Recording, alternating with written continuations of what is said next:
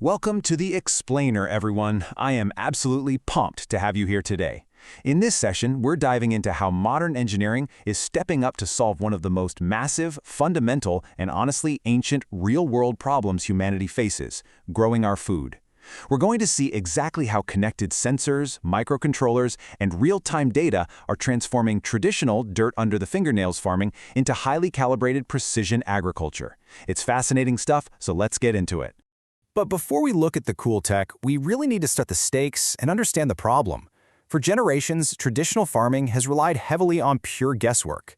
Imagine a farmer's exhausting day, waking up way before dawn, walking massive fields, and basically just kicking the dirt to try and guess how moist the soil is.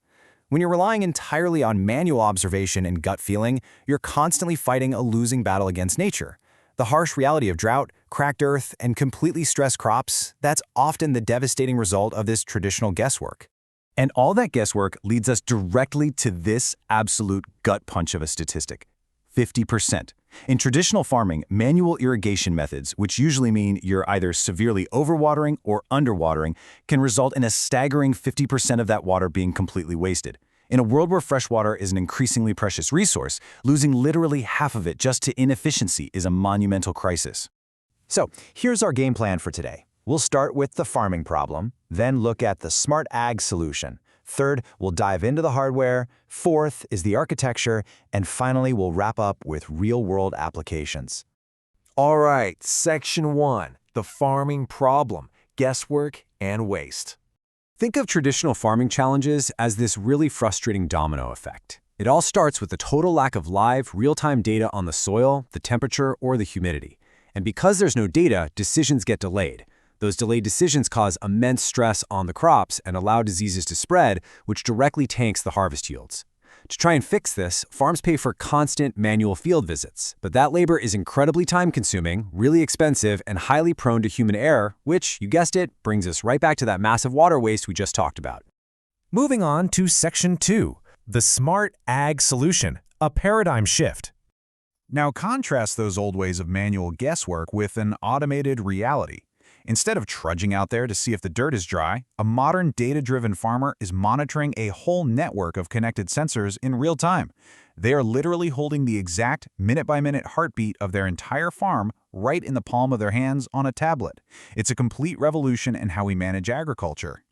So, let's define what we're actually looking at here. IoT-based agriculture is the use of networked sensors, microcontrollers, and cloud platforms to monitor and control farming operations automatically. Basically, it completely replaces those agonizing manual field visits with a continuous, real-time flow of data. You've got physical devices out in the mud sensing the environment, tiny processors making sense of that data, and the cloud making it instantly accessible from anywhere in the world. Let's look closer at the gear in Section 3, hardware, the sensory organs. Now, what's really wild to me here is the sheer contrast between this component and its application. On one side, you have the clean, pristine ESP32 microcontroller. This is the brain of the whole system, a super powerful dual-core chip with built-in Wi-Fi and Bluetooth. But on the other side, that's the messy, complex reality of engineering it onto a custom circuit board with dozens of wired connections. This tiny little brain is responsible for orchestrating the entire farming operation. But hold on a second. That brings up a genuinely fascinating question. The ESP32 is just a processor, right? How does a lifeless piece of metal and silicon actually know that organic dirt is thirsty? How does hardware read nature? Well, here is the secret sauce. The soil moisture sensor uses two metal probes stuck right into the earth. It works by passing a tiny electrical current between those probes. Now remember your basic physics, water is a fantastic conductor of electricity, so when the soil is wet, it conducts that current much better. That lowers the electrical resistance between the probes, which in turn raises the output voltage. The microcontroller reads that voltage change and instantly translates it into a volumetric water content percentage. It's just brilliant. But engineering is always about making the right choices for the environment. When deploying these sensors out in the wild, engineers basically have to choose between resistive sensors and capacitive sensors. In smart agriculture, capacitive sensors are overwhelmingly the preferred choice. Why? Because soil is damp, acidic, and highly corrosive.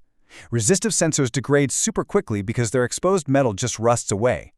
Capacitive sensors, on the other hand, resist corrosion and actually survive long-term out there in the wet dirt, making the whole system vastly more reliable. Next up, the system needs to understand the air around the crops, using digital ambient temperature and humidity sensors, usually the DHT11 or the DHT22. Now, the DHT11 is definitely cheaper, but the DHT22 has a much wider range and a pinpoint temperature accuracy of plus or minus 0.5 degrees Celsius compared to the DHT11's 2-degree accuracy. Let's do a quick so what check here. Why does 1.5 degrees of accuracy even matter? Well, because in a super sensitive greenhouse environment, a 2-degree swing can literally be the difference between a thriving crop and a completely ruined harvest. When it comes to farming, accuracy is everything. Of course, knowing the soil is dry means absolutely nothing if you can't actually water it, right? Enter the actuators. A heavy-duty water pump connected to a relay module acts as a digital switch. When the ESP32 brain decides the soil is too dry, it sends a low-voltage signal to the relay. The relay clicks over, allowing high-voltage power to flow to the massive water pump. This is the exact magic moment where digital data is converted into physical, life-saving irrigation. Let's zoom out a bit for Section 4, Architecture, Brains, and Cloud. So how does this whole network fit together? Every single piece of data basically goes on a quick 4-part journey. Step 1. The field sensors, like our soil probes and the DHT22, collect the raw environmental data. Step 2. The ESP32 microcontroller acts as the edge device, reading and processing that data on the spot. Step 3. Cloud transfer. The ESP32 uses its onboard Wi-Fi to push that processed data up to a server or cloud platform. Step 4. The data finally arrives on a dashboard, displaying live alerts to the farmer and historically triggering those irrigation pumps. Now here is a really crucial point you don't want to miss. The ESP32 isn't just a dumb pipe blindly throwing data up to the internet. It actually acts as an edge gateway. That means it checks the sensors at fixed intervals and applies logic locally. Think about it. If the farm's internet goes down, the ESP32 can still trigger the relay to turn on the water because the decision-making brain lives right there on the edge. It then pushes that data to platforms like Blink or ThingSpeak later, so the farmer always has a remote window into those local decisions. Finally, let's bring it all together in Section 5, Real-World Applications, Silicon Meets Soil. This right here brilliantly illustrates the true power of the entire system, automated irrigation.